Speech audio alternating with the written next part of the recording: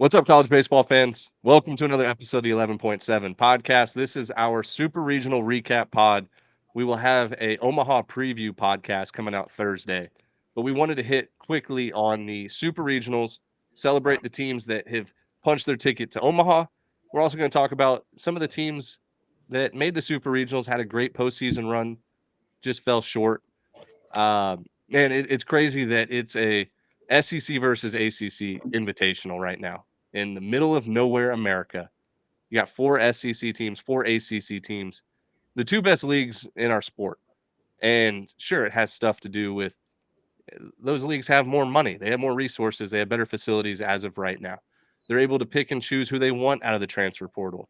They got bigger NIL deals than these mid-major teams. But hopefully the sport will evolve and get better, I think, as a whole. But right now, this is an arms race between the SEC and the ACC. And until some things change, I think it's going to be like this for the near future. Personally, I don't love it. I always love seeing Big 12, Pac 12, American Conference USA, Sun Belt. I love seeing College World Series where everybody's involved. But at the very least, we get 8 of the best teams that have been like for the most part at some points in the season. You can make a case that all 8 of the teams that have punched their tickets to Omaha have been a top 10 team in the nation, right? So, we're getting the best talent. There's tons of draft prospects. So, it's going to invite, waves of new people to our sport that just, follow or cover Major League Baseball and the draft. Uh, there's a lot of good things in this College World Series, uh, even though we don't get representation from 28 of the 30 leagues. So we're going to start off with this. Who is this year's fan favorite team from an outsider's perspective, right?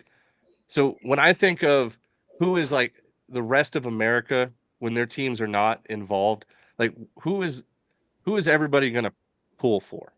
The way I look at it, the Rocco's Jello shot chart. Yeah. Who like if you're a nobody, no affiliation with any of the 8 teams, who are you going to put your Jello shots towards their mark? Well, I guess I'll start with this. I think NC State had the hearts of Omaha. They got shafted in 2021. They have unfinished business. They're on a revenge tour. I think if you're a neutral, if you're not a yeah, if you're unaffiliated neutral, you're going to go with NC State. I mean, the only other team I can think of is maybe a Virginia or a Kentucky, like a Kentucky. Virginia, I think nobody who hates Virginia. I don't think there's anybody out there besides Hokie fans that hate Virginia. And then Kentucky, first time visitor. I think it's got to be Kentucky or NC State. Yeah. Yeah. You know what? I was the exact same thing.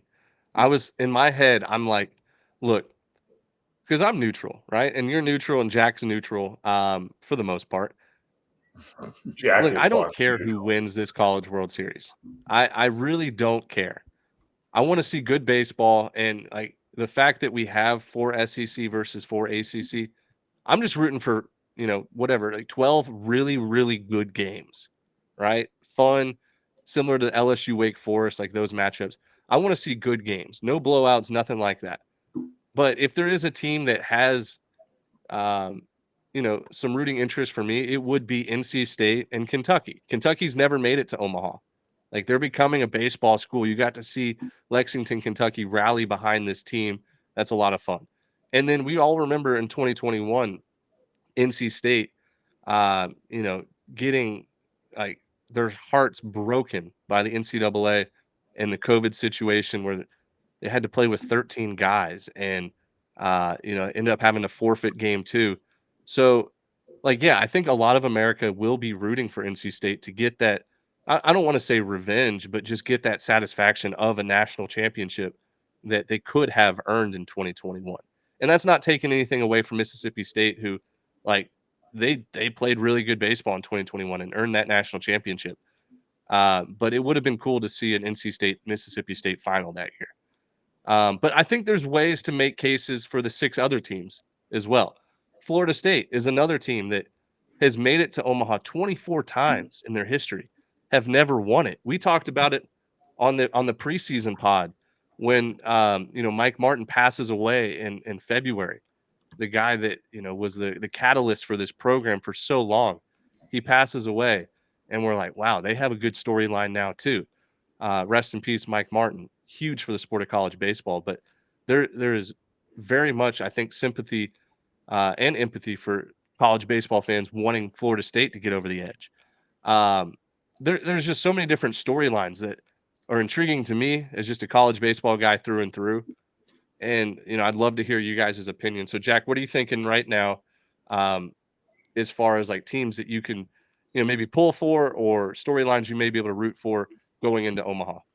I think it's fun. I think you guys hit the nail on the head in the sense that, like, right after the game last night, State beats Georgia in a super regional effort in Athens, in a raucous environment. The first question was about 21, right? And Coach Elliot Avon answers it perfectly. He's like, yeah, I think if you ask those guys that were in that dugout in 21, there's a lot of vengeance, right? Maybe being felt for this 24 squad.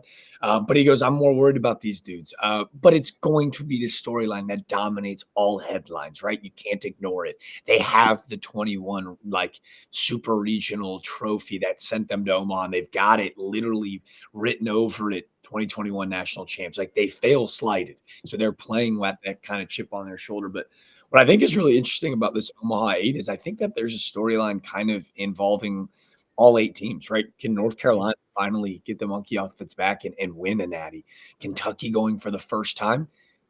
Everyone's kind of catching up to, Ben, your feelings on this team 2 months ago, which was that their style of baseball really plays to Charles Schwab Field. The pitching, the defense, manufacturing run, this works here. Obviously, Virginia, been there, done that, a walking postseason team. Tennessee, can they be the first ever 1 seed to get in? To me, a really interesting one with A&M. Watching Brent Montgomery react and respond to winning that super regional on 1 foot and using the crutches to get out there. Like, I almost like am falling in love with him and the Aggies even more with the way that they've handled this like really horrible situation where he won't be able to play in Omaha. Like, I almost feel like his draft stock's going to rise because of his leadership and his I guess Omaha experience from just a year ago with Stanford. And then obviously the 2 teams from the state of Florida. I think Florida State, right? That Mike Martin legacy season where we were like, hey, like they're playing towards something. And then for Florida, one of the last teams in, they're freaking red hot. And they've got, in my opinion, the unicorn of college baseball. So you can almost see each team's ability to script it out. The one thing that stood out to me, and I don't know if you guys saw this last night, but Cal Peterson jumped on the FVP show. And he made note that, SEC, ACC, throw it out the window. Like, this is the first time that 2 conferences have represented the final 8 teams for the first time since 1948, I believe. And President George Bush played in that World Series. Guys, like, we are in like unseen times before. So like, this is crazy stuff that, to Ben's point, like, hey, love it or hate it, this is where the game is now.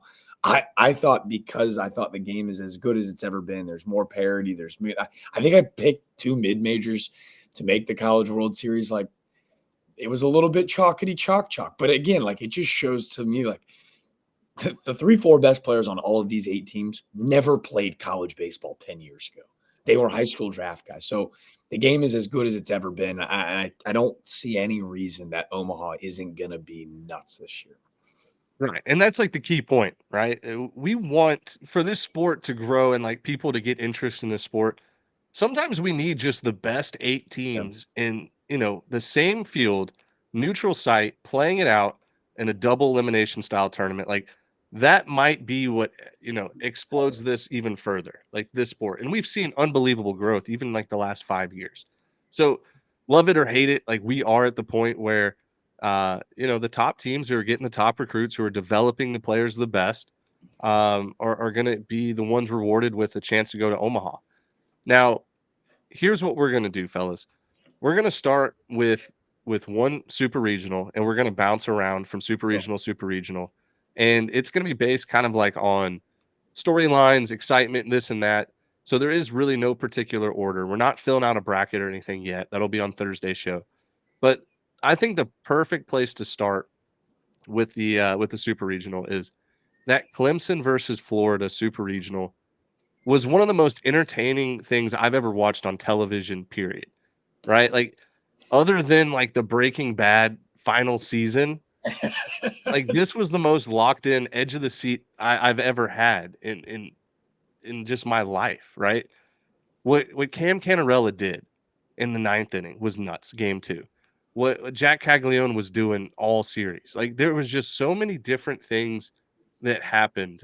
We almost got a benches clearing brawl in this super regional, and Jack, you were flops on the ground for it, like you were there in the Florida dugout while this was going down. So please, Jack, tell us everything you witnessed in Clemson, South Carolina this past weekend, because I am so intrigued by this. Boys, it was so stupid. Like it was, I think what Eric Backish is doing at Clemson, right? And I hadn't been around the program. Ben, you and I have been on the other side of Clemson all year long, right? So there's that like hesitancy of like, hey, how am I going to be received here? And both programs were like super like open about it, which is cool because they're listening, right? And they're like, Yeah. nah, when we get it, it's all cool. Like, let's have a great weekend. So from Saturday, from the jump, man, it was such a back and forth affair. And when you look at the numbers, like Florida got one guy hitting over 300. Oh, and by the way, he's hitting over 400. They don't have another guy hitting over 250 right now.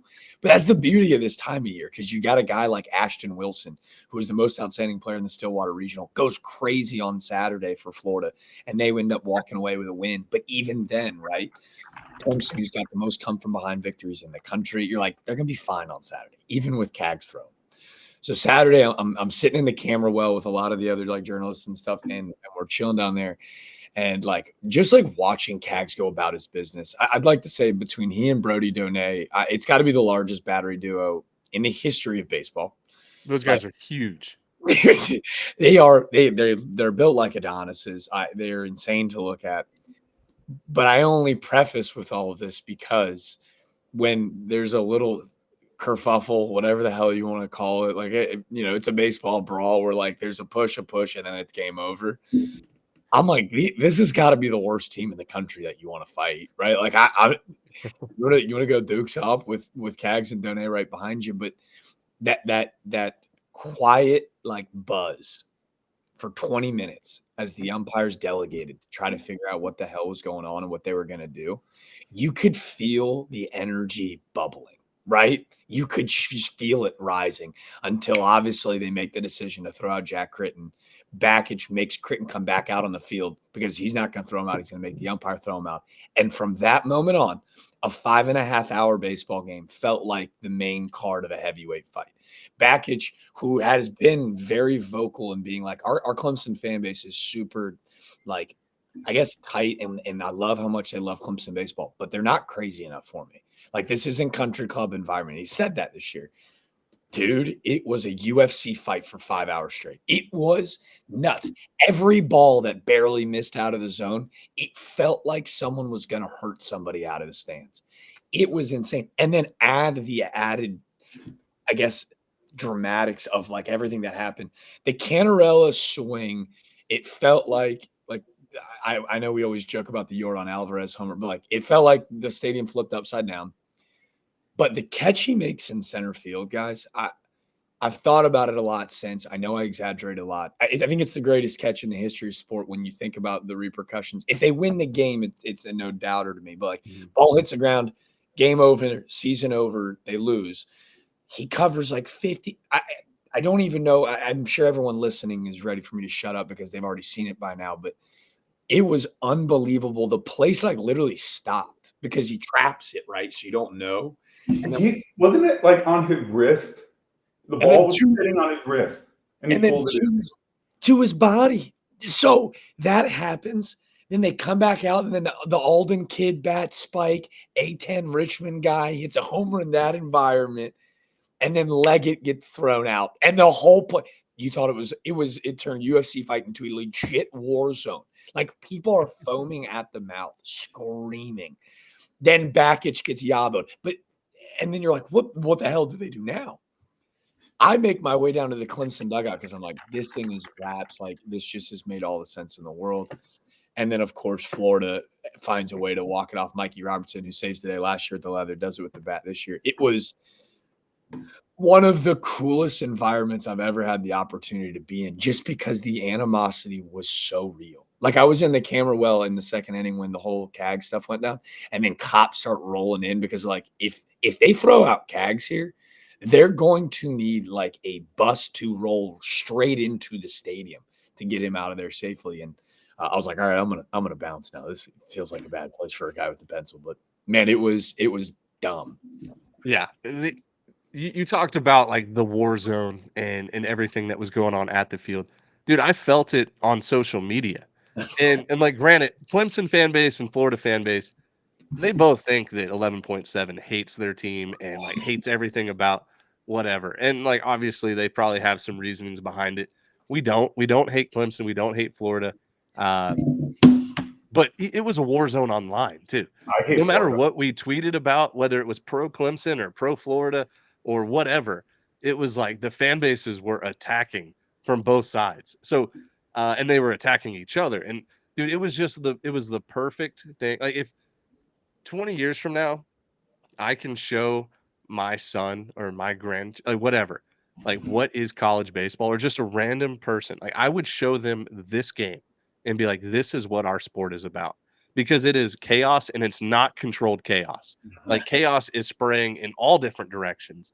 It was just the perfect baseball game, in my opinion. So, um, I have one credit more to thing. Florida. Florida, and I knew this was going to happen. I ended Florida's season about 10 days ago, and they haven't lost since. Maybe I talked about it recently on maybe our last podcast, but I want to bring this back up because on let's see here, I'm pulling up my old tweets. Give me 1 second. I mean, you want me to pull it up? I can. Yeah, you might need to pull this up, but pull it up because you did what Charlie Condon did last night at Georgia. Lost collegiate at bat. Farewell. All right, here it is. So from the 11.7 main account, it was June 1st. So yeah, 10 days ago when Florida was down 7-0 to Oklahoma State. It was a late Saturday. And in my head, I was like, oh, Florida's about to lose. But cool. I said, well, Jack Caglianone's college story has come to an end with his 30th home run of the season. Tip of the cap to one of the best college baseball players of our generation. Tweeted it out. Immediately had 13 responses like, dude, it's a double elimination. Dude, it's double limit. Whatever. So I said, hand up. This is the lowest movement of my life. Absolutely inexcusable. I got to be better than this. Florida is not eliminated. They are not eliminated. They play tomorrow. I might not be employed by 11.7 tomorrow. Thanks, Ben. And so I tweeted from my personal account right after that. I said, Florida is 100% going to win the College World Series now. And this tweet will start the championship DVD. Yeah, that was just there's no excuses for that. I was watching probably 30 college baseball games in a 24-hour period. And in my head, I was like, oh, Florida's done. They just lost.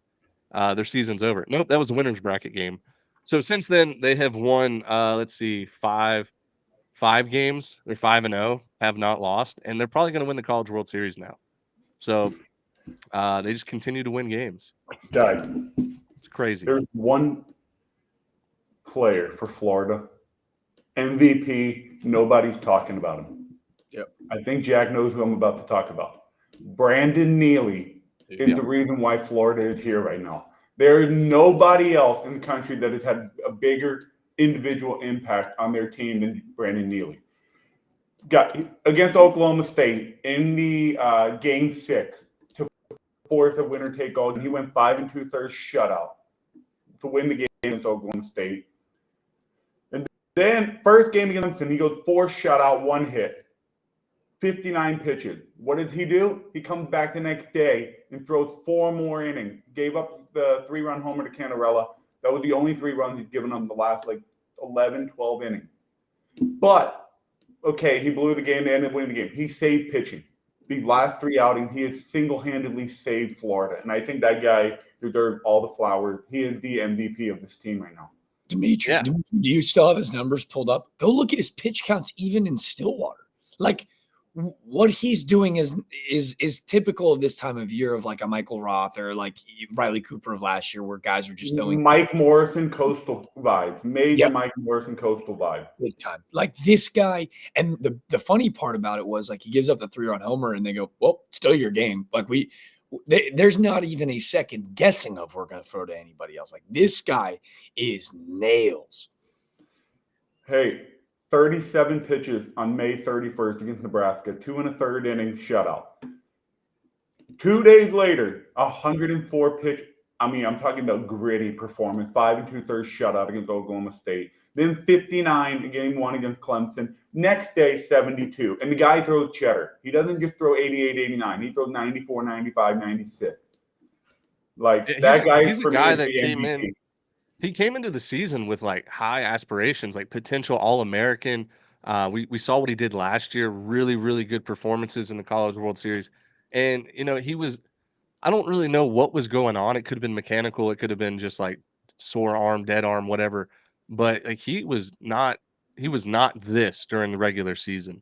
But a kid with like really special stuff on the mound. And I mean, I think he's helped his draft stock tremendously. Just being that bulldog, being the guy that cares about winning, will do whatever it takes for his team to win. And man, dude, you're right. Like I'm getting goosebumps thinking about Brandon Neely just this postseason. The kid is like, he will not say no. He wants the ball.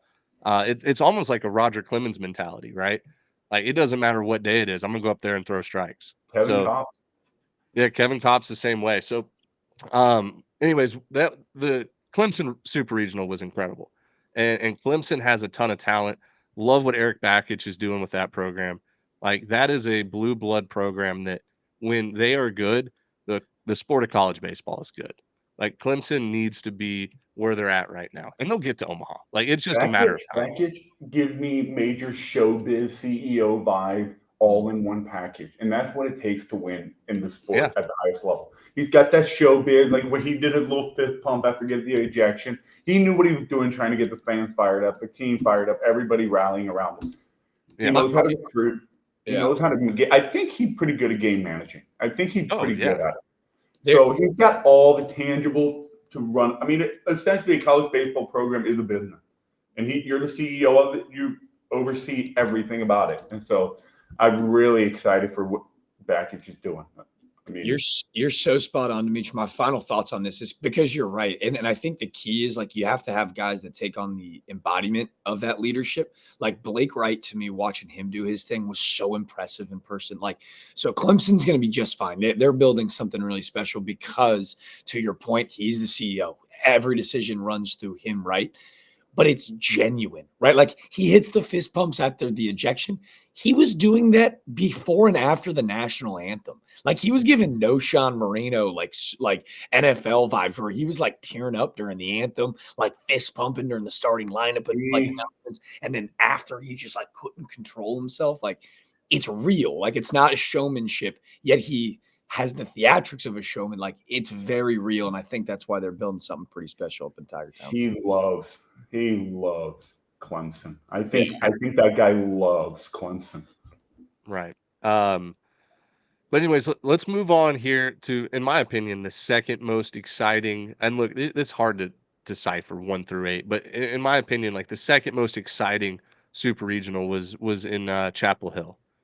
Like the North Carolina West Virginia series, it also had a bunch of storylines in it. But like as far as just exciting baseball, very low scoring affairs, but you also get some superstar power with Vance Honeycutt versus JJ Weatherholt. Like let's move over to Chapel Hill, where North Carolina sweeps the Super Regional, but the games were very intense. Starting with game 1, where Derek Clark of West Virginia, he shows his inner Brandon Neely, where he's at 140 pitches, pitching in the 9th inning, gives up a game-tying homer. But the competitiveness that Derek Clark had, I respect. Randy Mazey riding with his dog, I respect. No right or wrong answer. Like hindsight's 2020, but that was fun. Like that is something else that embodies college baseball. Is you will get these guys that, like a Derek Clark, 5'9", 180, who probably will never pitch in the major leagues. Now, I don't want to be the guy that says he won't, because he has that chip on his shoulder where he probably will. But I'm talking about like scout standpoint. There's very few 5'9" left-handed pitchers in the big leagues, right? But he could. But he knows that this is his chance to like play meaningful baseball in late June, and he will do whatever it takes to bring his team to Omaha. Like I love the Bulldog mentality there. Like those are teammates that you just love to be around. Although West Virginia loses that game in very exciting fashion, Vance Honeycutt walk-off homer. He's made himself a couple $1 million just based off this series. But you know, everything about game one was very exciting to me. So what are you guys' thoughts there? I can't think of that. I can't think of anything else in that regional than sending that guy out there for the 9th inning. And a bunch of people on Twitter were saying we have nobody else. We have nobody else. You're telling me you made it all the way to the super regional field with nobody else? That's such a lie. You have somebody in that bullpen that can get 3 outs. That is a fresh. Yeah, that's right. You were the opposite. So that was okay. I just remembered. We were both on the 11.7 Twitter account, and I said send him back out for the 9th, and then like a minute later, you were like, "Why are we putting him back out in the 9th?" All right, I forgot about this. So let's have a little debate here. Guys, you have somebody in your bullpen that can throw 93-mile-an-hour heaters. All you need is 2 pitches: a heater and a slider or a curveball, whatever you want. Change it, doesn't matter. All you need is 2 pitches to get 3 outs. Fill up the zone, get 3 outs. You're telling me West Virginia and Randy Mays, you don't have a single guy that can do that? I find that really, really hard to believe. And you can argue, oh, he earned it. We're going to ride with him. Win or lose, we're going to lose with this guy. We're going to win with this guy. I hate that. I hate that so much. Send a guy out fresh. Get your 3 out. Have the next guy ready if 2 guys are on base. Do something like that. Just mix and match your final 3 out. West Virginia wins that game. So, look, you bring up some really good points, and I do have when we get to the Tennessee series here, I will give you your flowers on that as well. You bring up some good points. Like you absolutely, West Virginia absolutely did have other people to go to in the 9th inning. Now, for me personally, this is Randy Mays' last hurrah. Like head coach of West Virginia has built this program to where it's at now. It was nothing before he got there. It is something now where they've hosted regionals, they've been to super regionals, this and that. If I'm Randy Mays, knowing that I'm about to retire, and this might be like a selfish, narcissistic thing that I'm putting in my own head, but sorry, I just got a message from work. But anyways, so I'm riding with what got me there, right? Like he said it in his post-game press conference, like I'm not going to try to fist fight Derek Clark on the mound. I'm not going to pull him from the game. I can live with myself as a coach being like, you know what? I did what I thought was best, and he gave us our best chance to win, even at 130 pitches, because like that's who he is. Versus, let's say they don't send him out for the 9th and they lose the game, he has to regret, like, man, I pulled the guy that like it was his game. I pulled Derek Clark, the guy that I trusted the most throughout the whole season. Like he was our guy, he was our pitcher, and I pulled him and cost us a chance at Omaha. I think he was ready to die on the sword of like, let's let Derek Clark finish this game, and if he loses it, oh well, I'm good with it. He was ready to die on the sword of because there really is, like I said earlier, there's no right decision. Like hindsight's 2020, there is no right decision. What are you ready to lose with? Right. Before Jack goes, I just want to say this. If it was a 2-1 game where Derek Clark was actually shoving, then we can have that's a different conversation. But it's not like he was just absolutely stymieing North Carolina. He had 5 or 6 runs already on him.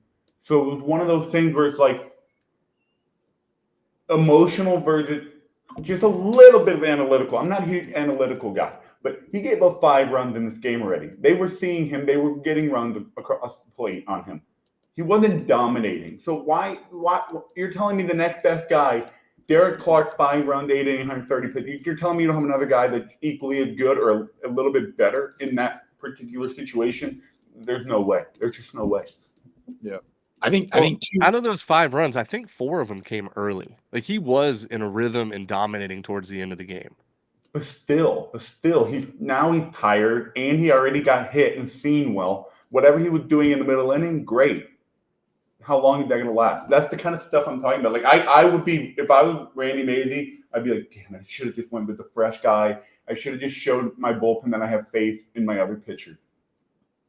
Yeah, Like- but Yeah. I think two truths can exist, right? Like you think back to like Matt Harvey in the World Series, like they let him go and he ends up blowing the World Series. But then I also think back to like, especially in the college game, right? Like that Chapel Hill crowd was, I think, louder than they've seen in quite some time. So Chapel Thrill was real. To me, Shout analytical. out Mike Monaco. Yeah, Mike Monaco got that place popping, man. Like it was a really, really cool environment from North Carolina heading back. But to me, it was very evident that like you have a guy that's understanding the feel and severity of the moment, right? Like they absolutely had guys in that bullpen that he could rely on, right? Like, but it's almost like going to a dude to pinch hit. Like you haven't been in the game, you haven't been able to like dip your toe in. Now to just throw a guy into the deep end, sink or swim. Like he felt good about a guy that like had been riding the waves of that roller coaster of a game. So I agree with you, Dimitri. Analytically, it makes sense to go to the next guy. But I think of like a la like Quinn Matthews a year ago, Stanford, to get to the Omaha, right? Like it pans out for them, right? Like it goes, we get to ride our guy. They beat baseball blue blood in Texas. They go to Omaha on like 156 pitches for Matthews. And then you even think about Chapel Hill just a week ago, right? Like Jay Johnson had to sit up there and ask himself, should I let Ackenhausen go against North Carolina? Hey, I went to Gage Jump. I went to my guy. So I think like in those big time spots, that's where college baseball is different than MLB, where it's like the MLB, their roles, right? Setup guy, closer. In college baseball, these coaches are going with their gut every time. I'm going with my guy. If I live and die with my guy, I'm cool. Jay Johnson goes to sleep well at night, knowing that Gage Jump didn't get his, like, gave up a double and a St. I single. They lose, whatever. Same thing for West Virginia. We lost with my guy. It's okay. My guy, like, is our guy. yeah, Fair point. 100%. Now, Fair the point. real story here is like North Carolina. They defended their home field, which they did all year. Their home record this year is absurd. I think like 27-4 or something crazy like that. But look, what Vance Honeycutt did was something that like truly will make him at least $1 million, if not $2 million more in his signing bonus in a month, right? Not only did he hit a walk-off homer game 1, he led off game 2 with a homer. Probably the first time in baseball history that somebody has like the 2 pitches back to back hit a walk-off homer and then a leadoff homer, because of the whole like one time you have to be a home team, the next time you have to be a visiting team. It's just nuts. But I didn't even think about that. That is crazy. yeah, it is crazy. Besides his offense, like he was all over the field defensively. His base running was tremendous as well. Like he really is a 5-tool player that has kind of been overshadowed by the Caglione, Condon, Bazana, Hagen Smith, Weatherholt. And like, dude, he outplayed JJ Weatherholt like 10 times this week. Another player here in this super regional, Dalton Pence was dude. By the way, Dalton Pence looks like he's 35. Like he looks like a 35-year-old 10-year vet of the MLB. Gave me shades of not Trevor, what's his name? Andrew Miller from UNC, 15 years ago. But he was spectacular. Like he pitched like 6 innings in relief in game 2. So Chapel Hill, they showed out. Like Jack said, it was the loudest that place has been in a very long time. They're also like in my head. They're a blue blood that has never won a national championship, but they will one year. When they're good for baseball, like good for college baseball. I was really, really pleased with this super regional. It was a lot of fun. How many teams do we have that don't have a national championship? 1, 2, 3. The only one that has won, I think, is Virginia, right? Yeah. No, Florida. Florida. Oh, Florida, of course. Yeah, no. So 6. North Carolina, Tennessee, Florida State, Kentucky, NC State, and A&M. Yeah. Hey, by the way, you guys didn't even call me out. You got me counting again. Damn it! Love when Dimitri counts. But yeah, like, look, I think North Carolina is good, like really good this year. I think they might be better next year. Like you look at some of their players and you're like, dude, he's only a freshman, or like he's only a sophomore. Dude, like they're gonna be freaking good next year too. It's gonna be scary. How about this Jared DeCaro kid is like the youngest player in college baseball? He's like 18 years old. Yeah, What I saw that. the hell? Dude, he's 18 playing against like 24-year-olds. It's crazy, man. Dude, that's something else. Like, I kind of have an issue with college baseball right now. At first, I thought it was cool. Now I think I'm on the other side of the fence. Like, this used to be a sport for like 18 to 21-year-olds, right? You're looking around now, it's like, dude, this guy's 23, 24. Like, they can almost rent cars. Like, come on. It makes me feel good. It makes me feel not so old. Like, because I played with a lot of these guys and like know a lot of these guys. So it's like, all right, like it doesn't make me feel so washed up and fanboy when I watch Yeah, them. like I would say like some of these schools, like especially like UConn and Evansville and Bryant, like some of these schools, like I think had an average age higher than like probably low A and high A baseball. Definitely. Probably. Yeah, it's Uh, crazy, but obviously Well, because boys, of the I COVID have year, to go. what'd you say? I said I have to leave. Right now? Yeah, like I'm already cutting it close. I have to be at the field in 20 minutes. All right. Do you have any final thoughts before me and Jack carry the rest of the show? I mean, I think this Omaha field is awesome and terrible at the same time. Awesome because it is arguably some of the 8 most talented teams in the country. We don't get our small mid-major program, but we have a Kentucky first time ever. 6 out of 8 teams have never won a national title. We've got Florida State. They can match up in the national title game. You got Tennessee, A&M. You got. I mean, there's just so many matchups. You can have SEC, AC. I just think it's a really good field. Selfishly, I wish some other smaller teams would have made it, but I think this postseason was so competitive that truly the 8 best teams are making it to Omaha. So I think that's really good. Our regional and supers have been. I mean, I don't remember a postseason this tight and this nail biting all the way through. I agree. No, the whole postseason has been Really good. it's been a treat, dude. It's been refreshing. It's been a lot of fun. But yeah, Dimitri, go to practice here. Jack and I will I'll see carry you us guys. through I'll see you the other Thursday. six Much love. supers. But yeah, we'll be back Thursday. All right, Jack, I'll let you pick the next super here that Wait, hold on. how? Oh, you. I just had to kick him out. Where we want to go. I don't know. He brings up a great point. I think that'll lead us maybe straight into Tennessee. We didn't have the chance to give him his flowers, but it's a chalk Omaha 8, but it doesn't reflect like how insane some of the games we got, and maybe none so more evident than when Evansville played Tennessee pretty damn well in game 1. And then in game 2, they beat them 10-8. Christian Moore, the bases loaded in the 9th inning. You're like, all right, here comes Tennessee's moment. And Evansville able to hold on and win game 2. And Dimitri Rizgod and I went back and forth about, Tennessee and Evansville versus UConn and Florida State. And it may have gotten the better of me. I do think UConn had that Florida State game 1 in the bag game 2. So I think it'd have been reciprocal. I just didn't think that Tennessee was going to have a hiccup. And I think it was more so a testament to how good Evansville was this weekend. Evansville was relentless. And that's what I loved about this Evansville team. Like once they got in the postseason, because they were battle tested even in that,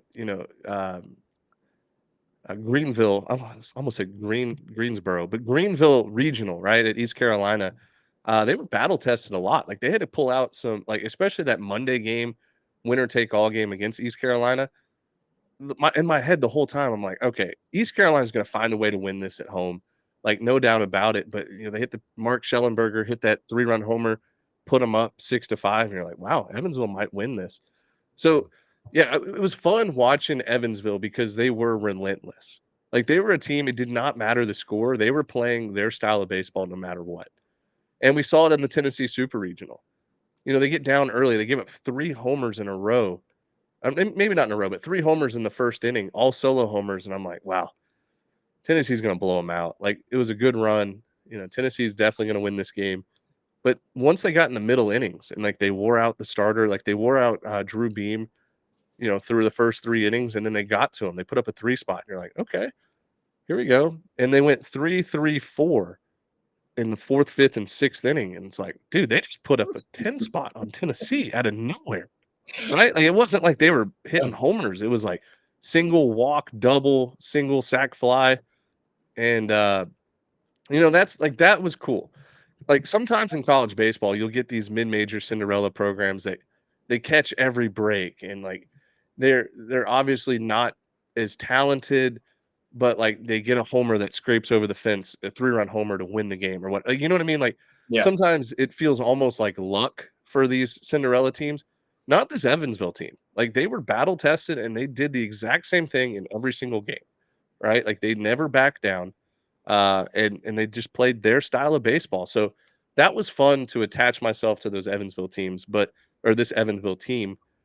But at the end of the day, like Tennessee, Coach Vitello, it is tremendous just watching the game. It's tremendous to me to see like how much bigger, stronger, and more physical those players were, like stepping in the box than an Evansville team. It was almost like it was a high school varsity versus a JV. Not saying anything bad against Evansville. Like they have to recruit their style of players and like they develop their players their own way. But like when Christian Moore was stepping in the box and just the size on him and like the demeanor and the swag, it was like, oh my God, like there is a difference. Like there Yeah. is a clear cut difference in this sport from like the top tier talent to even like the next tier that's really, really good. No doubt. And like they just had more talent than Evansville. And like game 3, right? Evansville has to start a freshman that like didn't have a ton of innings on the year. He's a lefty throwing 88 to 89, 87 to 89. And like most times you're like, that's pretty good for a lefty, right? Like he can get people out. Like I'm sure he can get people out in the Missouri Valley Conference. But like when he steps on the mound and the Tennessee players are like almost looking at it like it's 75 miles an hour, you're like, this is gonna be a problem. Yeah.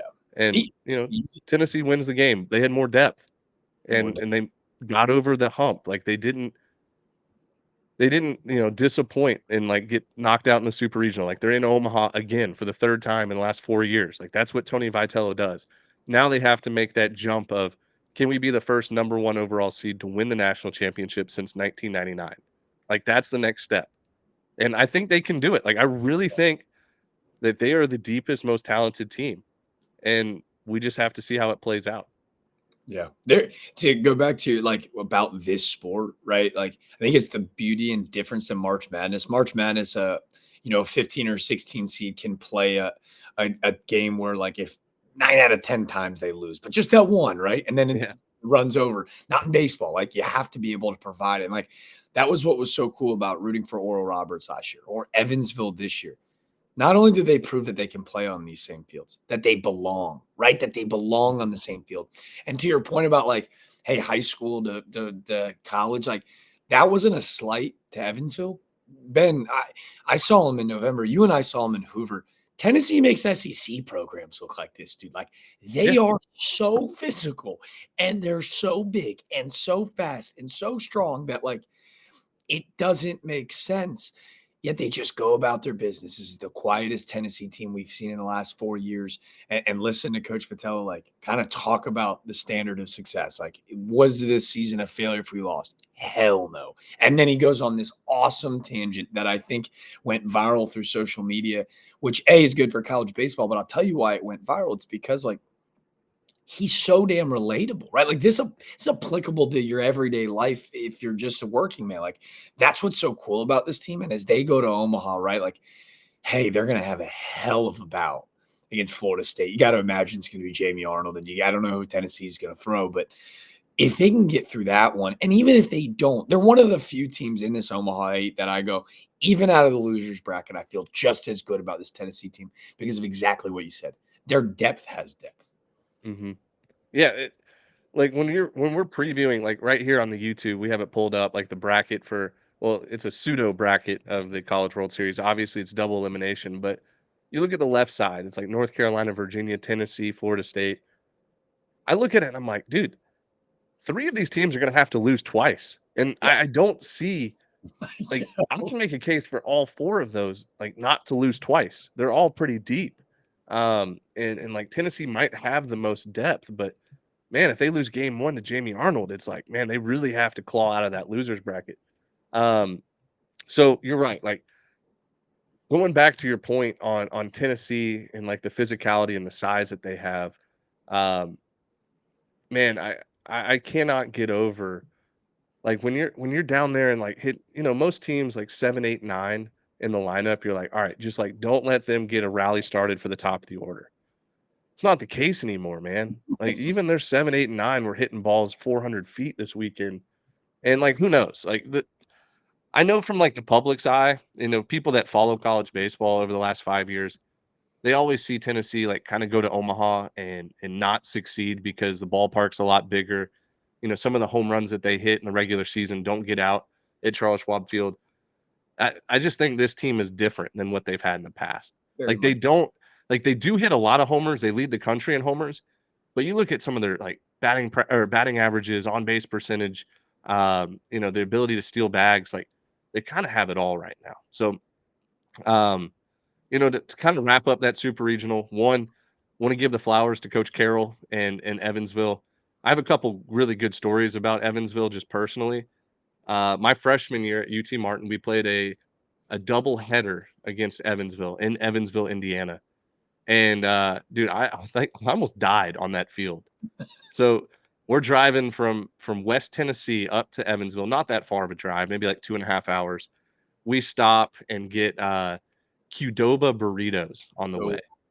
And so I eat, we get it all on the bus. The coaches like pre-order it, like, hey, do you want chicken or steak? Just simple burritos, and we eat it. I remember eating my burrito, being like, man, this doesn't taste good. Like oh. this isn't a good burrito.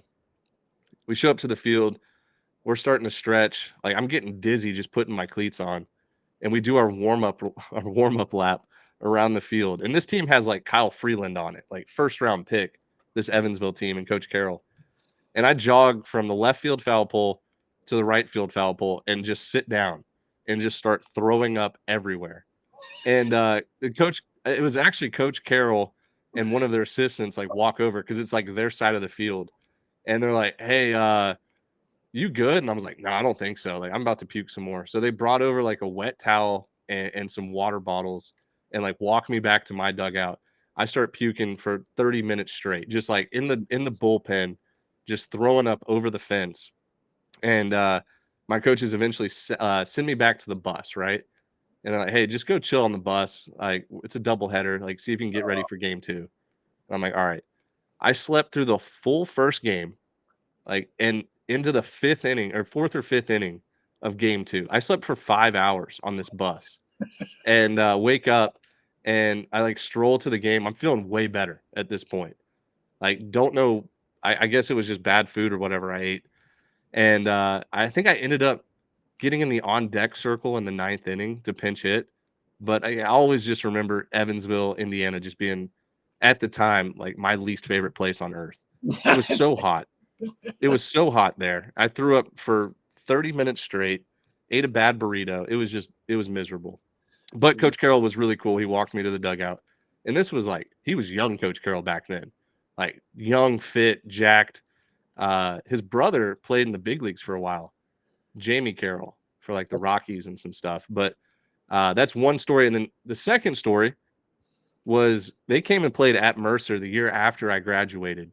And they came in a Thursday night before a Friday, Saturday, Sunday series and like took BP on the field, took in and out and this and that. And me and Coach Carroll talked with Mercer's volunteer assistant at the time with us because we set up the field and we're just like messing around. And dude, he talked to us the full 2 hours they took batting practice. He just like hung out down the left field line and we just talked baseball. Like he's a baseball guy through and through with big visions for that program. He'll never leave Evansville. Like that is home to him, and like that's where he played, and like that's where his family lives.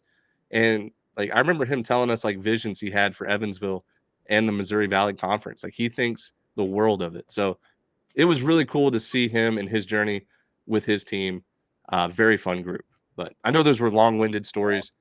I just felt like I needed to share those. I love that stuff, man. It was almost the Ben Upton Jordan flu game, baby. Oh, dude, I could not play that day. I was miserable. Um, That's so funny. Yep. But anyways, let's go up to since we've done the left or we haven't done the left side. Let's go Virginia. Charlottesville Super Regional. Really fun. They just look Kansas State, great story. Um, there's just something about Virginia in the month of June at home. They're another team. This is their third, I think their third Omaha appearance in the last 4 years, similar to Tennessee. And they were just like, they were too much. Like, you Yeah. look at their lineup, 1 through 9, everybody's hitting over 320.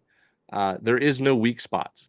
And then you get like Jay Wolfert, who is QB1, right? Like, he plays quarterback for Virginia football. Yeah, And he man. goes out last 2 outings and just shoves in front of the home crowd. Like, he is turning into a cult leader there. Like, everybody loves him. So that was good to see.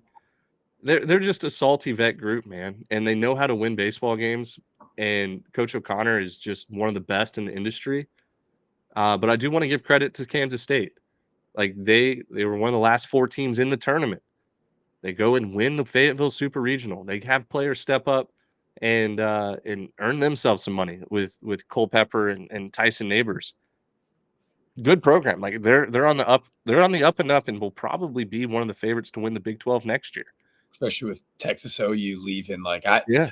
seeing that purple this time of year was nice as well. Like, with no TCU in the tournament, it was nice that Kansas State had a strong purple showing. And we could talk about UVA for hours, and I'll keep it short and simple and save it for our Omaha pick'em. Evan Blanco is great. Jay Wolf, the pitching's turned around because the offense has been prolific all year. But I think I figured it out, Ben. We said they were a walking super regional team. They find a way to always book their trip. I tweeted out something silly, and a bunch of ACC fans were mad at me, but I really think that UVA in February already books hotels, flights. It's expensive to go to Omaha, folks. I think they do it in February to beat the good prices. Then I don't know if we believe in voodoo dolls, and I don't know if this storyline is as overplayed as the App State's field picture or like some of those symbolic baseball social media memes. But the storyline that Coach O'Connor is the statue. I don't know if there's anybody listening to this college baseball podcast that doesn't know that already. The statue, the so famous in front of Charles Schwab Field, that is Coach O'Connor. I think he's a voodoo doll. I think there's some good juju in that statue. And if I were Texas or someone who, if I were anybody, if I'm in Southern Cal and I want to go back to Omaha, I'd give Coach O'Connor $200 million just knowing that there's some good juju in that statue, and wherever he goes, Omaha beckons him. Yeah, they're one of those, like, going back to last episode, they're one of those programs that's on autopilot.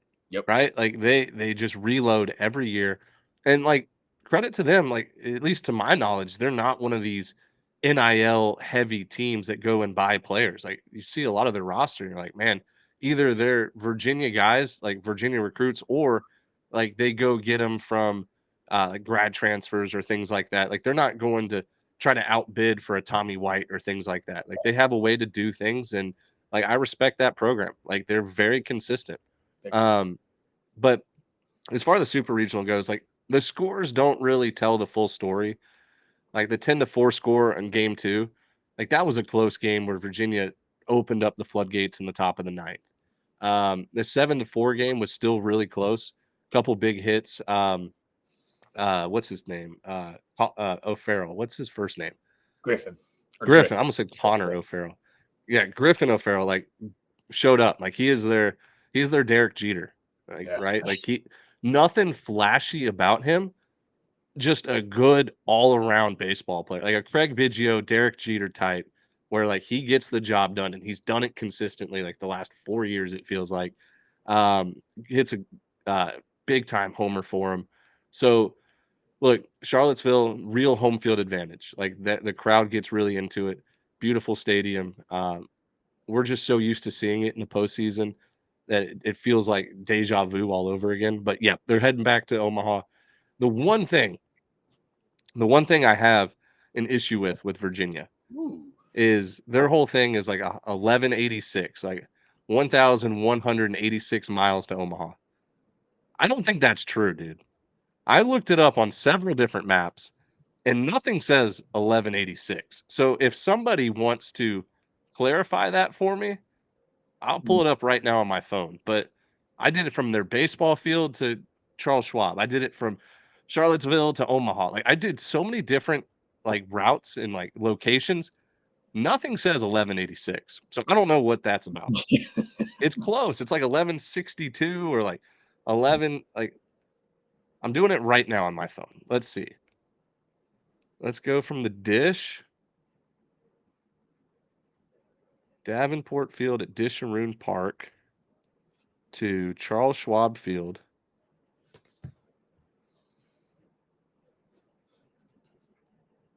Sorry for the dead air for the podcast, folks. I just want to see, like, Get it Charles right. Schwab Field, Disharoon Park, directions in a car. Why is it saying? Hold on. My Apple Maps is not working right now. It's hard to do the like start somewhere. Oh, here we go. 1,163 miles if you go through like Illinois. 1,182 miles. Oh, maybe that's it. But isn't it like 1186? That's the number, I right? knew it's 1186. Yeah, 1186. There's an 1182. So maybe it's to like, it could be to Rosenblatt. Maybe that's what it is. Maybe it's Ooh. an extra 4 miles to Rosenblatt. But there's different routes, and like they're not taking the fastest route. So that's my one issue with Virginia is the 1186 needs to change because you guys are going out of the way.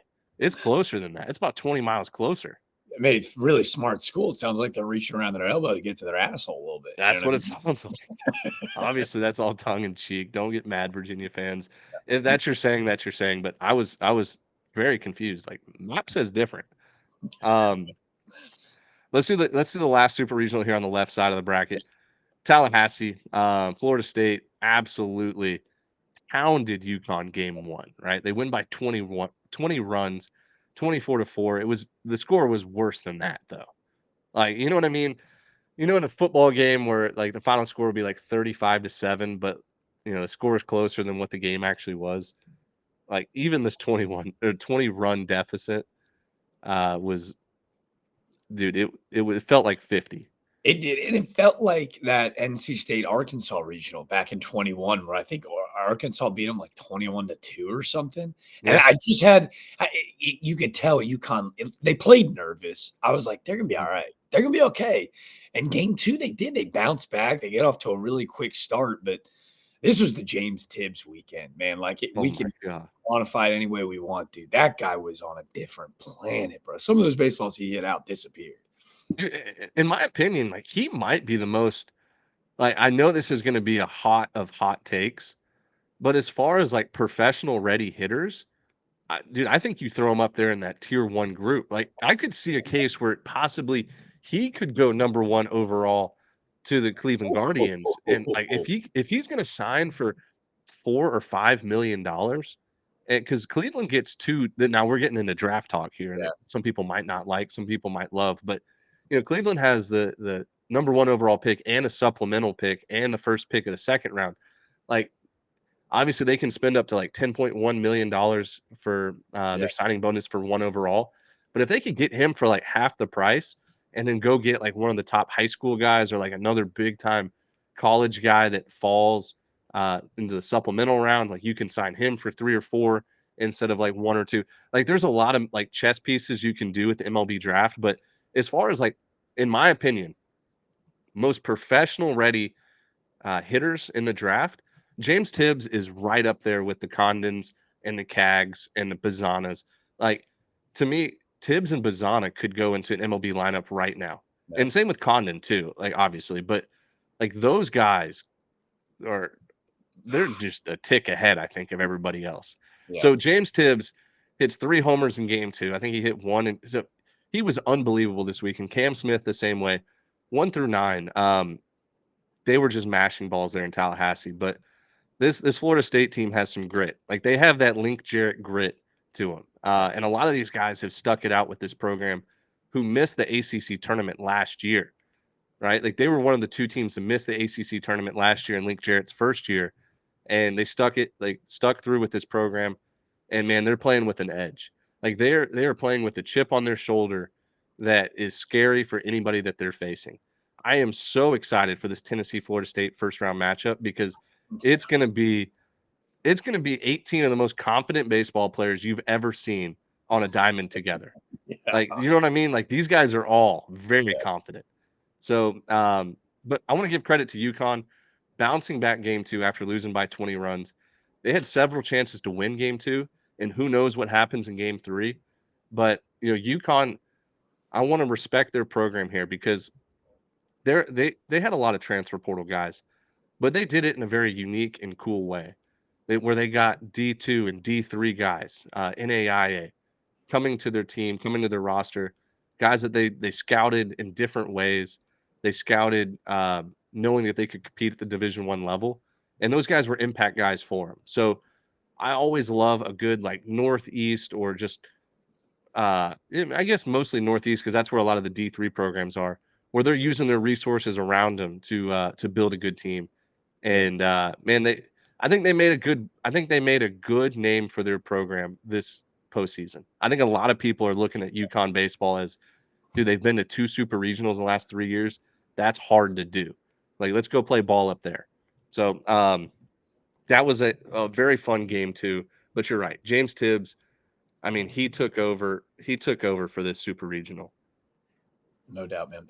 And two, for UConn, right? Like I was one of those guys that kind of doubted like Northeast baseball. So for them to go down and to tack on a couple early on James Arnold or on Arnold, like Jimmy Arnold, excuse me.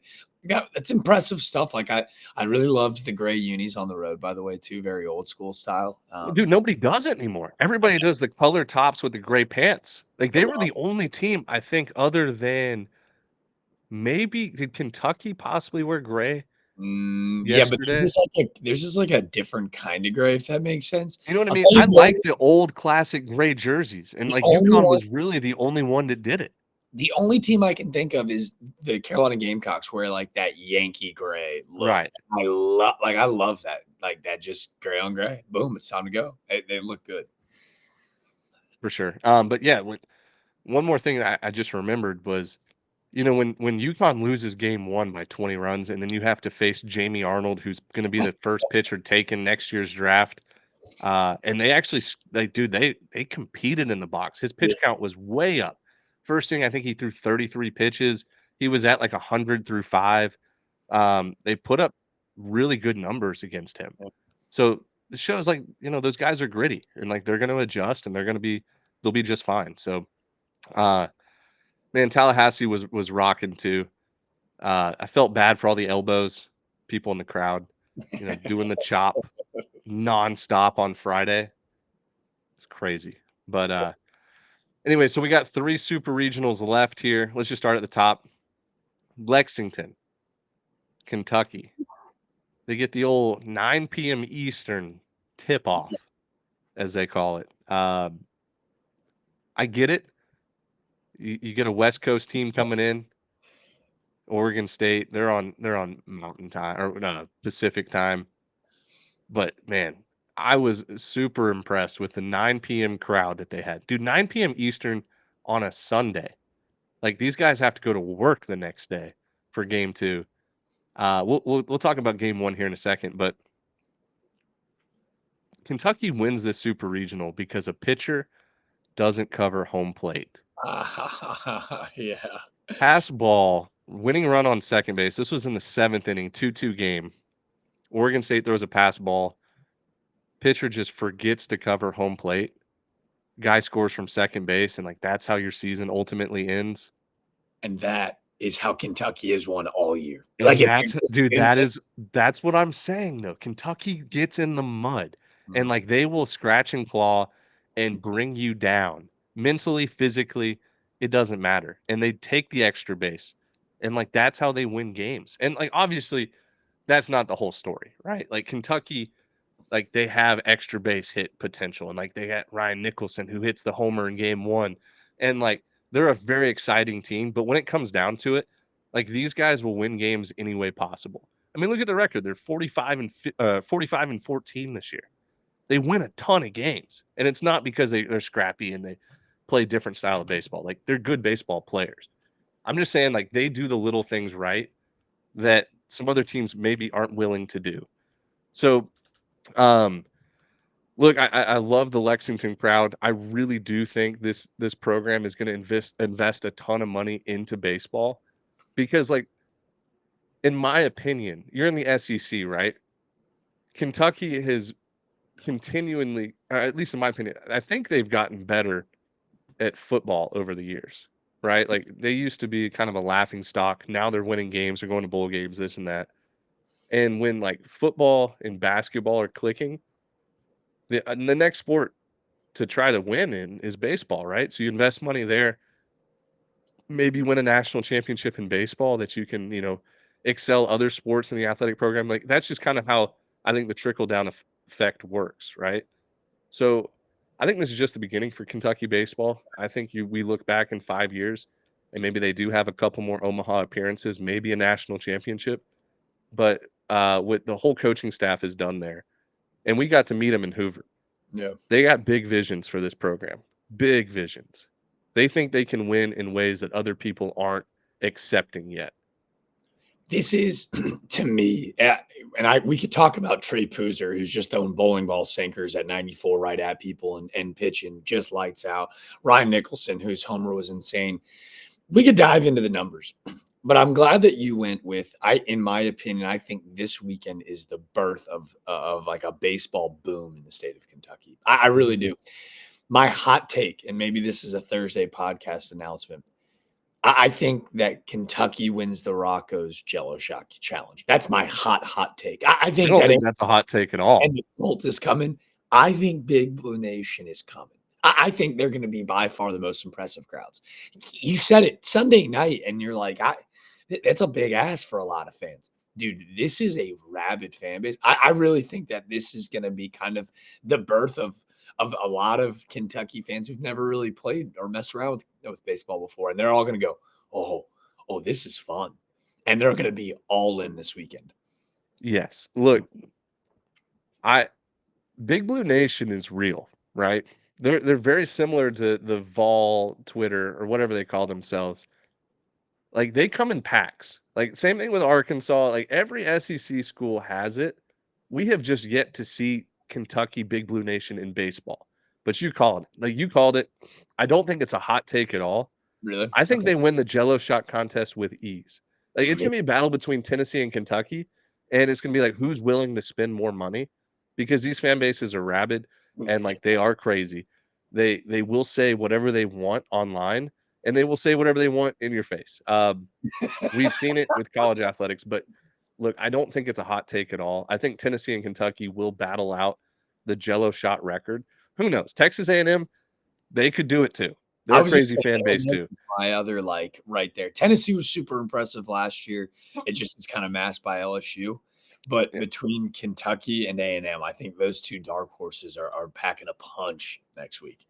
Yeah, it's going to be really fun to keep up with that Jello shot record. I think LSU is safe. I Yeah. don't think anybody gets over 68,000 or whatever they had. That's a ridiculous amount, but who knows? But I do want to say, like Oregon State, man, really good season. Like it was tough for them hitting the ball in Kentucky. Like it just never clicked for them. Bazana was held, I think, to only like one hit, maybe two, but like a credit to Kentucky's pitching staff coming in with a plan, attacking him when people thought maybe he'd be pitched around. There were big moments that Kentucky won. I think there was a bases loaded, one out, where they walk Bazana in game one, and they pitched to Dallas Matthias. I think his last name is Mathis, but they pitched to him. He strikes out, and then the next guy like grounds out. So Kentucky won all the big moments. Trey Poozer was fabulous Friday guy for Kentucky. Look, I think Oregon State, they're not going anywhere. Like the Yeah. Pac-12 is dissolving. That was the last time the Pac-12 existed, was in this super regional. But next year they're going independent, right? They can build their schedule however they want. I don't think they're going to have any problem keeping up with a good RPI, beating good programs. Like that is a baseball school, and like they're another team. Like they're another fan base that I think is severely underrated when it comes to baseball. Like those guys up there in Corvallis and Beaver Nation are crazy and fun and really, really entertaining. And they put on a great product up there too.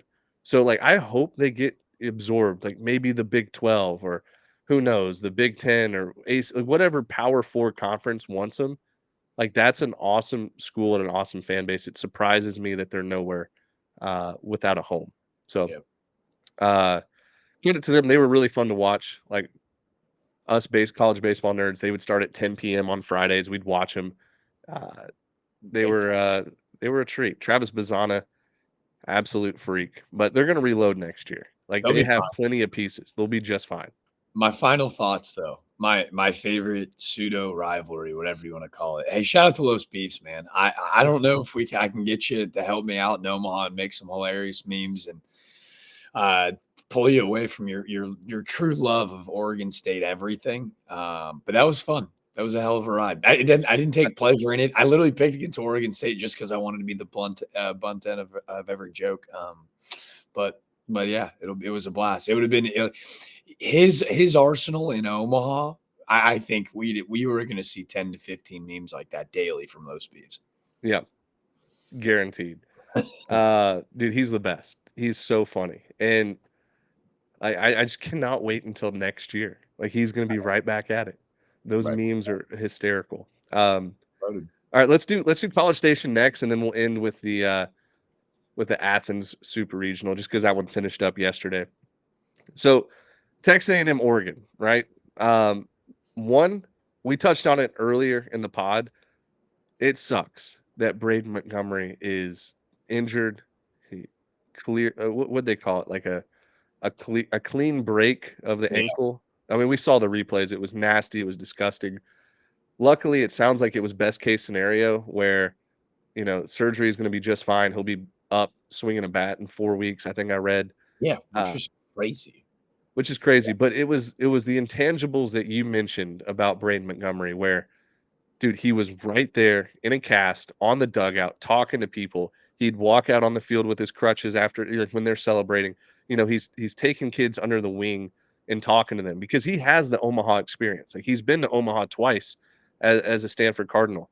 And as far as a guy that, like, I don't know if he'll be picked number 1 overall now that he has a broken ankle, but like there were talks of him going 1 overall this year several times. Like tools through the roof, 5-tool player, brilliant young kid. You have a one-on-one podcast with him that is really fun and interesting, that I recommend everybody go check out. Well, I guess you haven't released it yet. We were saving it. We were saving it for draft time. I was thinking about dropping it right after he got hurt, just to kind of give like the people like an inside look to like how unbelievably humble and genuine this human being is, which is it's rare for a kid of like that talent, right? Like when you have every opportunity in the world to not be, he is, and he's a really wholesome dude. And it was cool to see him rally around his boys this weekend because they're going to need him. I know it sounds like coach speak is humanly possible, but A&M is insanely talented. They just lose like one of their better dudes. They've got enough to make sure that they get there when it comes to their back end. Their starting dudes, like the offense is just fine. It's obviously there's a hole missing with them, but they're going to need him this week. Yeah. How about this? So, the All-American kid, Braden Montgomery, breaks his ankle in a super regional, and it's like, oh my God, what are we going to do? Well, it just happens that the guy that replaces him is Jeff Kent's son, like Mr. RBI himself, the guy that protected Barry Bonds his son is coming in. Like that's what kind of depth Texas A&M has. And what does he do? Game 2 hits a freaking grand slam with ease to, basically clinch the super regional at that point. A&M with a 9 spot in like the 5th or 6th inning of game 2 when they're down. It must be nice to have, your All-American go down and then have Jeff Kent's son just come into the game and be like, oh yeah, like he's good too. He's pretty good. We're going to be okay. It is. Oregon was a great story. It just felt like they ran into a buzzsaw, but that score is not indicative to how good of a baseball game. I mean, they had that one big blow. When I mean big, it was a big blow up inning in game 2 for the Ducks. I wanted a little Pac-12 late magic to sneak into Omaha as well, but I think A&M kind of proved to a lot of people that like if we're going to get the best 8 teams in Omaha this year, they have been that from pretty much opening day. Well, dude, and like first of all, their offense is ridiculous. As we saw this past weekend, like they score runs in bunches. And like Hayden Schott was incredible. Like, he was a guy that was kind of struggling, SEC tournament the last couple weeks of the regular season. Dude, he put on a clinic on how to hit this weekend. The Columbia transfer, just salty as could be. And then obviously you got Lavalette and Grahovic and those guys. But the guy that stuck out the most to me this weekend was Chris Cortez, throwing Oh, 100 miles an hour. Also has that, like, I don't know if it's a splitter or a changeup or whatever that off speed pitch is. I mean, he is one of the best relief. Like, you look at him, and there's another guy we'll talk about or two other guys we'll talk about with NC State here in the next super regional. But Chris Cortez to me feels like he could go into a major league bullpen today yeah. and succeed. And like, he's finally put it all together. A guy we saw last year that Dimitri was obsessed with, saying like, this guy's going to be a stud. Dimitri last year was like, man, I can see pitching talent like pretty good. He's like, this kid is going to be a superstar. And dude, he showed out this week. Like, watching him pitch was fun. And like, he's a guy that can win you a game in Omaha, out of the bullpen. So look, Texas A&M Bluebell Park was incredible. I know some people love it, some people hate it, but the ball five chants were just that much louder. And dude, I think it turns a lot of heads for casual college baseball fans or even people that don't follow the sport. When those clips of the ball five chants going around on social media, people are like, "Oh, this is a football atmosphere in a baseball stadium." It is. So really, really cool. College Station, like, they're one of those regionals and super regionals I low key root for every year just because I know what that atmosphere is about. And I'm telling you, like, that place is going to continue to get more and more renovations every single year. The hot take, I don't know when it'll be, but I think Texas A&M will be the first college baseball program with a retractable roof. That's my hot take. Like, I think maybe 20 years from now, you're going to see College Station with a retractable roof college baseball stadium. They need seats in the outfield first, but like it is a coliseum. I mean, it looks like a coliseum, right? Like, sure, they sure as hell got the money to do it. That's for damn sure. Like, Well, I think one of our listeners are going to need to double check this. I think Michigan actually proposed a retractable roof stadium like maybe 2019-ish, maybe 2018. I think the NCAA turned it down. I think the NCAA doesn't allow domes or retractable roofs because of like a disadvantage thing or something. Like, I think there's a rule in the NCAA where you have like, I don't think they let college baseball build like these retractable roof stadiums. the only college I baseball just team that I remember can think reading something about Michigan trying to do it and the NCAA saying no. of be insane. The only one I can think of is when Minnesota would play some of their home games at the Viking Stadium in the bubble or Yeah. whatever. But, that always looked weird. But hey, A&M definitely's got the money to pull it off. I'm not going to doubt you. Plus, that's a cult, right? Like, hey, love them or hate them, they are a cult in the best of ways. So they've got enough people to chip in to make it happen. Right. But anyways, let's go to last night's thriller. And that whole Athens regional or super regional was a little weird, right? Like, NC State goes game one and just boat races Georgia. Like, takes the home atmosphere completely, like deflates it, takes it completely out of question. And you're like, this NC State team is on a run that is like, they're gonna just steamroll whoever they play. And one more thing, I want to preface this. Look, NC State people, like, their fan base is awesome and they're entertaining online, but they did not get the kind of bit that I was playing with the Bryant pick. Like, they're still like holding this Bryant pick over my head, just saying like 11.7 doesn't know ball. And like, who's that one guy that picked Bryant to win the super regional? Like, guys, please, like, those people never have listened to the show and they probably never will. But like, the NC State fans, like the Tucker Blankenships and like some of those guys that, like, NC State fans that do listen to the show or like get 11.7 have been defending us online. And like, I appreciate them for doing it. Like, they're telling their own fan base like, hey, they were kind of messing around with that, like just let them be, whatever. Like they do know ball, but like NC State fans kind of hate 11.7, I think, a little bit right now. Like the half that doesn't listen to the show. Okay. I want to give us our own flowers because I will say we were the first college baseball outlet, right? That actually said NC State is a damn good program and a good team, and they are not just some hot team. Like that's what gets me so frustrated with I don't want to call everybody out in the college baseball world, but there's this narrative that NC State is just a hot team right now. Like, oh, Oh, they're playing just hot baseball. No, this is a good team. Like they are really like you look up and down their lineup, you look at their pitching staff, and then their best attribute is their bullpen, which Jack and I saw in person in March. And we were like, dude, Jacob Duden and Derek Smith are the real deal. Like these guys are incredible. And we were the first to really bring that to the college baseball world. So we've been saying it since March that like this is not just some team that's hot. Like this is a really good veteran led team that has sprinkles of freshman superstars in it. Like so NC State fans, back off. Like we were the first ones on you because we saw it in person and we were trying to preach this all year. I That was this gonna is not just some red hot team. Like this is a this is a top 5 team in the country. I think that there was this agenda where it was like, I have said I am very biased. Like, if teams allow me to come and broadcast their games, I'm gonna fall in love with them.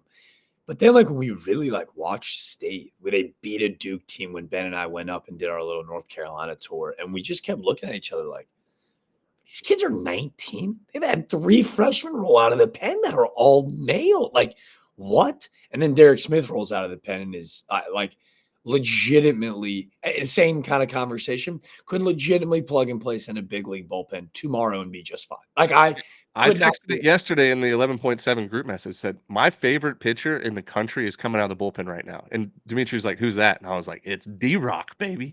Derek Smith. He throws bowling balls up there. Like He his slider, they said in the broadcast, teams are hitting 0.28 against his slider this year. And that's all he throws. Like he dude, is a big league arm. Like he's a big league bullpen piece right now. and that was so hard for Georgia, I think, last night. Duden, same thing. You look at the scouting report, Duden's up to 97. He's 19 years old. He's 19 years old. He was sitting 90, 91 a year ago in high school. Now he's throwing 97. He flipped in 12 straight breaking balls in what was, without question, the moment of that game. In the 5th inning, they bring in Jacob Duden last night in the 5th inning to face their 2 best hitters maybe in the country, right? And he gets Charlie Condon, and then he gets the roll. It was just a ground out, 4-3 put out. Like, that is a huge moment. And a kid that those 97 had the savvy and like the let it hang mentality to come in and throw 12 straight breaking balls. You were talking about having feel immediately. It was unbelievable last night, dude. Yeah, and you called it. I mean, you tweeted about it, but you tagged Lance McCullers. I mean, it brings you back to the 2017 ALCS where McCullers throws 22 straight curve or sliders to Yankees hitters and gets them all out. But like, dude, like let's all encompass this for a second. You have the greatest offensive player in the college baseball BB core era coming up down 4 runs, and I put it in the group message, right? Like, Just so do it at the time. Charlie Just Condon is coming up with the bases loaded down by 4 runs. And I was like, I think you walk him here, right? yeah. I said, I think you walk him right here because like he could tie this game in one swing. In fact, like he probably will, right? But no, we're gonna go get our freshman out of the bullpen, Jacob Duden, who's 19 years old, and he comes up on the road and flips Charlie, not flips, but breaks off 5 sliders to Charlie Condon and punches him out like in an ugly fashion. And it's like, dude, we're gonna see. Like, I think now the college baseball media is gonna like finally realize, Yeah. like, oh, this team is, they're not just hot. Like Yeah. they have guys that other teams wish they had, and that is if you have after the 6th inning, it's over. Over. NC State's gonna win the game. So, credit to Coach Elliot Avon. His post game presser was incredible. Him basically saying like, look, this team has a mission, and like we're getting revenge from 2021. Like he's just open about it. Uh, but dude, it was fun to have that Monday standalone game, even though we were rooting for 4 games on the Monday.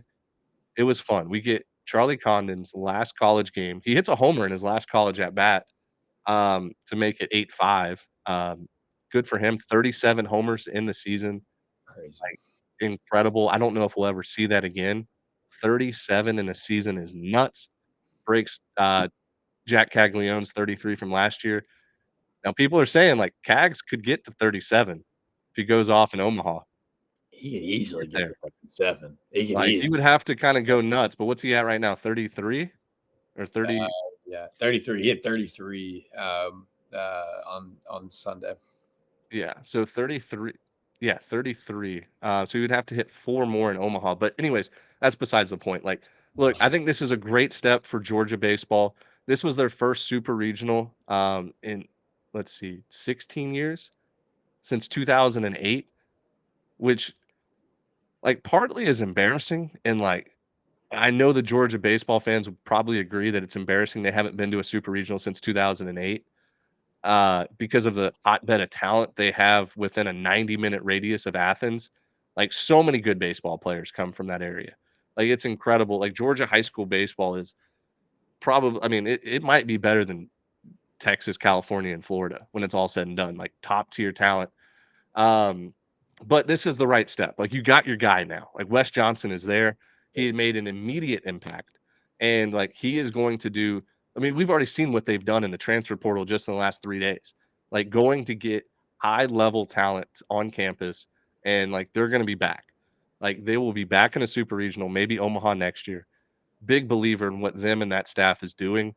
Really good. Like, dude, this was a successful season for Georgia baseball. No doubt. Like, dude, they were picked to finish, like, I think ninth or 10th in the SEC this year. Like, nobody thought that they were an Omaha team. Nobody thought they were a super regional team. Nobody thought they would host a regional. And here they were hosting a super regional. Big success for them. So, Hey, we're a hands up pod, Ben. We're a hands up pod. We mess up quite often. I would like to say we were on NC State early. It'll be frustrating when everyone jumps on the bandwagon and realizes they have the best resume in baseball, not even close. But you want to talk about Georgia? Nobody believed in them. Someone did. You did. yeah, I Benito did. was all over him. You were all over him. Everyone laughed at you. The entire SEC Twitter nation laughed at you when you picked them early on in the season. But I think 2 weeks before first pitch. So Yeah. kudos to you. That was one of the programs that when I was doing my preseason research, I was bought in. I was like, you know what? Like, obviously I have a connection with one of their assistants there and all this, but like at the end of the day, like you look at like their talent pool and you look at like guys that they were returning. I love Corey Collins before the season. I was like, man, this is an impact player that I think will play Major League Baseball for 10 years. Like there was just pieces there that was like, okay, if I truly want to invest in like a low stock team that That's it. with the right head coach that specializes in pitching and, developing pitchers, I was like, you know what? This is a team where like they have the pieces to like put together an Omaha type run. And yeah, like I kind of fell in love with that team before the season. So look, I know it's disappointing to lose a super regional on your home field. Like Athens showed out. The pictures of the crowds and like people on the hill, the Kudzu Hill up there in the frat house, like those were cool. Like that also, symbolizes college baseball there. They'll be back though. Like Georgia will be back. The real storyline now is like, can NC State finish the job? Right? Like they get a tough first round matchup in Omaha against Kentucky, and then they have Texas A&M and Florida there in the right side of the bracket. Like it's going to be earned, right? If NC State does come out of the right side of the bracket, it will be earned. But at the same time, like talk about a team that has been consistent since March. NC State might have the best resume out of those 4 teams. Without It'll be really interesting. But man, with all this said, I know there's some people that are frustrated that it's an SEC versus ACC invitational. But talk about 8 teams that could all win the whole thing is very exciting.